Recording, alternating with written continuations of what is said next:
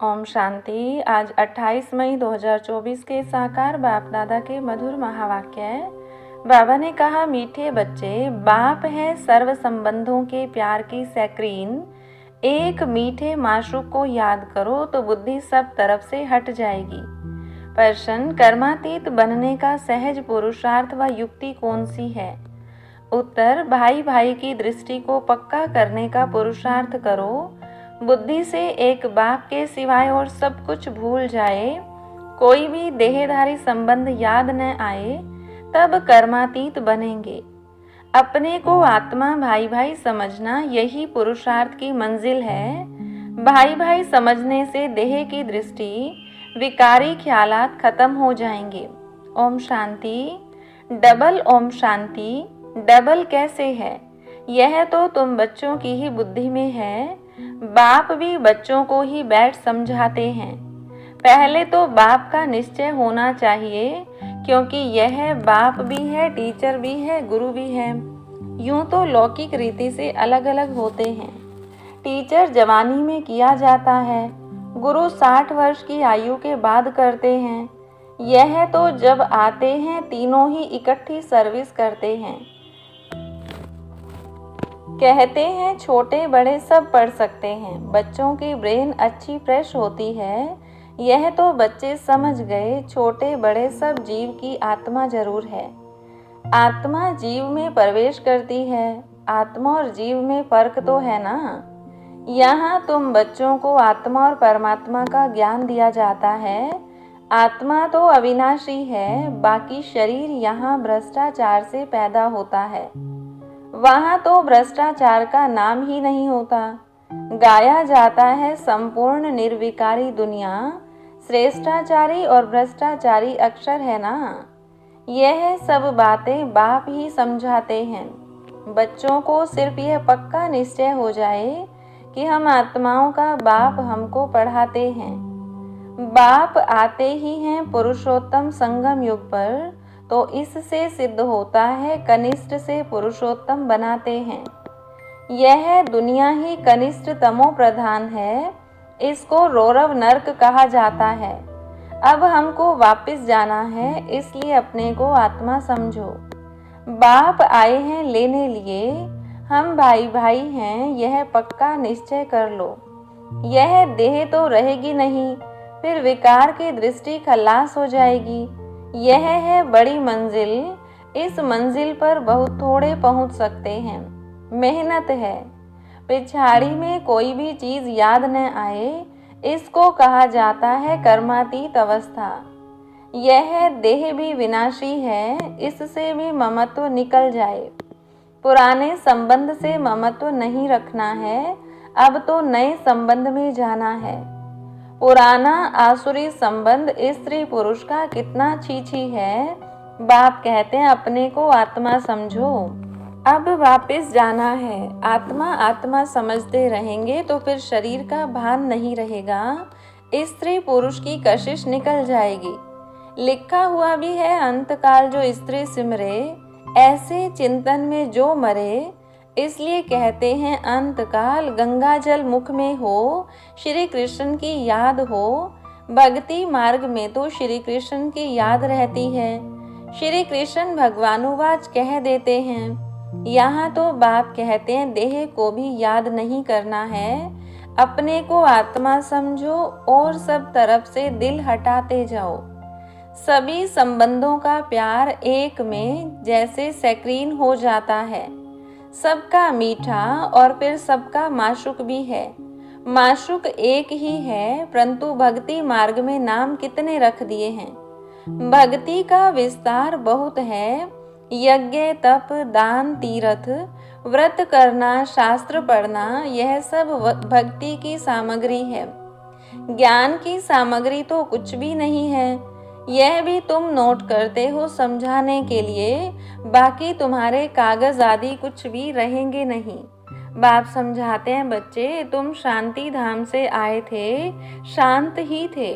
शांति के सागर से तुम शांति का, पवित्रता का वर्षा लेते हो। अभी तुम वर्षा ले रहे हो ना, ज्ञान भी ले रहे हो। स्टेटस सामने खड़ा है। यह ज्ञान सिवाय बाप के और कोई दे न सके। यह है रूहानी ज्ञान। रूहानी बाप एक ही बार आते हैं रूहानी ज्ञान देने लिए। उनको कहते भी हैं पतित पावन। सुबह को बच्चों को बैठ ड्रिल कराते हैं। वास्तव में इसको ड्रिल भी नहीं कहा जाए। बाप सिर्फ कहते हैं बच्चे अपने को आत्मा समझ मुझे याद करो। कितना सहज है। तुम आत्मा हो ना, कहाँ से आए हो? परम धाम से। ऐसे और कोई भी पूछेंगे नहीं। पारलौकिक बाप ही बच्चों से पूछते हैं बच्चों परम धाम से आए हो ना? इस शरीर में पार्ट बजाने। पार्ट बजाते बजाते अब नाटक पूरा हुआ। आत्मा पतित बनी तो शरीर भी पतित बना है। सोने में ही अलाएं पड़ती हैं, फिर उनको गलाया जाता है। वह सन्यासी लोग ऐसे अर्थ कभी नहीं समझाएंगे। वो तो ईश्वर को जानते ही नहीं। बाप से योग रखो यह मानते ही नहीं। बाप जो सिखलाते हैं वह और कोई सिखला न सके। इसमें तो प्रैक्टिकल में मेहनत करनी होती है। बाप तो कितना सहज करके समझाते हैं। गाते भी हैं पतित पावन है, सर्वशक्तिमान है। उसे ही श्री श्री कहा जाता है। और श्री कहा जाता है देवताओं को। उनको शोभता है। उन्हों की आत्मा और शरीर दोनों पवित्र हैं। आत्मा को कोई निर्लेप कह न सके। आत्मा ही 84 जन्म लेती है, परंतु मनुष्य न जानने कारण अनराइटियस बन पड़े हैं। एक बाप ही आकर राइटियस बनाते हैं। रावण अनराइटियस बनाते हैं। चित्र तो तुम्हारे पास है, बाकी ऐसा 10 शीश वाला रावण कोई होता नहीं। सतयुग में तो रावण है नहीं, यह तो क्लियर है। परंतु जो सुनने वाले होंगे वह कहेंगे यहाँ का सैपलिंग है। कोई थोड़ा सुनेंगे, कोई बहुत भी सुनेंगे। भक्ति मार्ग का देखो विस्तार कितना है। अनेक प्रकार के भक्त हैं और फिर पहले से ही सुना है भगाते थे। श्री कृष्ण के लिए भी कहते हैं ना भगाया। फिर ऐसे श्री कृष्ण को प्यार क्यों करते हैं, पूजते क्यों हैं? तो बाप बैठ समझाते हैं श्री कृष्ण तो फर्स्ट प्रिंस है। वह तो कितना बुद्धिमान होगा। सारे विश्व का मालिक क्या कम बुद्धिमान होगा? वहां उन्हों को वजीर आदि होते नहीं। राय लेने की दरकार नहीं। राय लेकर तो संपूर्ण बना है, फिर राय क्या लेंगे? तुमको आधा कल्प कोई की राय नहीं लेनी होती है। स्वर्ग और नरक का नाम भी सुना है, यह तो स्वर्ग हो न सके। पत्थर बुद्धि हैं जो समझते हैं यहाँ हमको धन है, महल आदि सब हैं, यही स्वर्ग है। परंतु तुम जानते हो स्वर्ग तो है नई दुनिया। स्वर्ग में तो सब सदगति में होते हैं। स्वर्ग नरक इकट्ठा थोड़ा ही होगा। स्वर्ग किसको कहा जाता है, उसकी आयु कितनी है, यह सब बाप ने तुम्हें समझाया है। दुनिया तो एक ही है। नई को सतयुग, पुरानी को कलयुग कहा जाता है। अब भक्ति मार्ग खल्लास होना है। भक्ति के बाद चाहिए ज्ञान। सभी जीव आत्माएं पार्ट बजाते बजाते पतित बनी हैं, यह भी बाप ने समझाया है। तुम सुख जास्ती पाते हो। 3/4 है सुख, बाकी 1/4 है दुख। इसमें भी जब तमो प्रधान हो जाते हैं तब दुख जास्ती होता है। आधा आधा हो तो मजा ही कैसे हो? मजा तब है जबकि स्वर्ग में दुख का नाम निशान नहीं रहता। तब तो स्वर्ग को सब याद करते हैं। नई दुनिया और पुरानी दुनिया का यह बेहद का खेल है जिसको कोई जान नहीं सकता। बाप भारतवासियों को ही समझाते हैं, बाकी जो सब हैं वह आधा कल्प में ही आते हैं। आधा कल्प में हो सिर्फ तुम सूर्यवंशी चंद्रवंशी। तुम पवित्र रहते हो इसलिए तुम्हारी आयु बड़ी रहती है और दुनिया भी नई है। वहाँ एवरीथिंग न्यू है। अनाज, पानी, धरती आदि सब नया। आगे चलकर तुम बच्चों को सब साक्षात्कार कराते रहेंगे कि ऐसे ऐसे होगा। शुरू में भी हुए, फिर पिछाड़ी में भी होने चाहिए। नज़दीक आएंगे तो खुशी होती रहेगी। मनुष्य बाहर देश से अपने देश में आते हैं तो खुशी होती है ना। कोई बाहर में कहाँ मरते हैं तो उनको एरोप्लेन से भी अपने देश में ले आते हैं। सबसे फर्स्ट क्लास पवित्र ते पवित्र धरनी भारत है। भारत की महिमा को तुम बच्चों के सिवाय और कोई जानते ही नहीं। वंडर ऑफ दी वर्ल्ड है ना, उसका नाम है स्वर्ग। वह जो वंडर्स दिखाते हैं वह हैं सब नर्क के। कहाँ नर्क के वंडर्स, कहाँ स्वर्ग के। रात दिन का फर्क है। नर्क के वंडर्स भी बहुत मनुष्य देखने जाते हैं। कितने ढेर मंदिर हैं, वहाँ तो मंदिर होते नहीं। नेचुरल ब्यूटी रहती है, मनुष्य बहुत थोड़े होते हैं। सुगंध आदि की भी दरकार नहीं रहती है। हर एक को अपना अपना फर्स्ट क्लास बगीचा रहता है। फर्स्ट क्लास फूल होते हैं, वहाँ की तो हवा भी फर्स्ट क्लास होगी। गर्मी आदि कभी तंग नहीं करेगी। सदैव बाहरी मौसम रहेगा। अगरबत्ती की भी दरकार नहीं। स्वर्ग का तो नाम सुनते ही मुख पानी होता है। तुम कहेंगे ऐसे स्वर्ग में तो झट पहुँचे, क्योंकि तुम स्वर्ग को जानते हो। परंतु दिल कहती है अभी तो हम बेहद के बाप के साथ हैं। बाप पढ़ाते हैं, ऐसा चांस फिर थोड़े ही मिलेगा। यहाँ मनुष्य मनुष्य को पढ़ाते, वहाँ देवताएं देवताओं को पढ़ाएंगे। यहाँ तो बाप पढ़ाते हैं, रात दिन का फर्क है। कितनी खुशी होनी चाहिए। 84 जन्म भी तुमने लिए हैं। तुम ही वर्ल्ड की हिस्ट्री ज्योग्राफी को जानते हो कि हमने तो अनेक बार यह राज्य लिया, फिर रावण राज्य में आए। अब बाप कहते हैं तुम एक जन्म पवित्र बनो तो 21 जन्म तुम पावन बन जाएंगे। क्यों नहीं बनेंगे? परंतु माया ऐसी है, भाई बहन की भी दाल नहीं गलती, कच्चे रह जाते हैं। दाल गले तब जब अपने को आत्मा समझ भाई भाई समझो, देह का भान निकल जाए। यह है मेहनत, सहज भी बहुत है। कोई को कहेंगे बहुत डिफिकल्ट है तो उनकी दिल हट जाएगी। इसलिए इसका नाम ही है सहज याद। ज्ञान भी सहज है। 84 के चक्र को जानना है, पहले पहले बाप का परिचय देना है। बाप की याद से ही आत्मा की जंग उड़ जाएगी और पवित्र दुनिया का वर्षा पाएंगे। पहले बाप को याद करो। भारत का प्राचीन योग ही कहते हैं, जिससे भारत को विश्व की बादशाही मिलती है। प्राचीन कितने वर्ष हुए?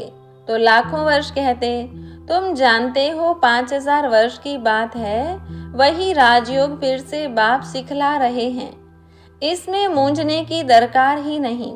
पूछा जाता है तुम आत्माओं का निवास स्थान कहाँ है, तो कहेंगे हमारा निवास स्थान भृकुटी है। तो आत्मा को ही देखना पड़े। यह ज्ञान तुमको अभी मिलता है, फिर वहाँ ज्ञान की दरकार ही नहीं रहेगी। मुक्ति जीवन मुक्ति को पा लिया खल्लास। मुक्ति वाले भी अपने समय पर जीवन मुक्ति में आकर सुख पाएंगे। सब जीवन मुक्ति में आते हैं वाया मुक्ति। यहाँ से जाएंगे शांति धाम, और कोई दुनिया है नहीं। ड्रामानुसार सबको वापस जाना ही है। विनाश की तैयारियां हो रही हैं। इतना खर्चा कर बॉम्ब्स बनाते हैं, सो रखने के लिए थोड़े बनाते हैं। बारूद है ही विनाश के लिए। सतयुग त्रेता में यह चीजें होती नहीं। अब 84 जन्म पूरे हुए, हम यह शरीर छोड़ घर जाएंगे। दीपमाला पर सब नए नए अच्छे अच्छे कपड़े पहनते हैं ना, तो आत्मा भी नई बनती हो। यह है बेहद की बात। आत्मा पवित्र बनने से शरीर भी फर्स्ट क्लास मिलता है। इस समय आर्टिफिशियल फैशन करते हैं, पाउडर आदि लगाकर खूबसूरत बन जाते हैं। वहाँ तो नेचुरल ब्यूटी होती है। आत्मा एवर ब्यूटीफुल बन जाती है। यह तो तुम समझते हो। स्कूल में सब एक जैसे नहीं होते।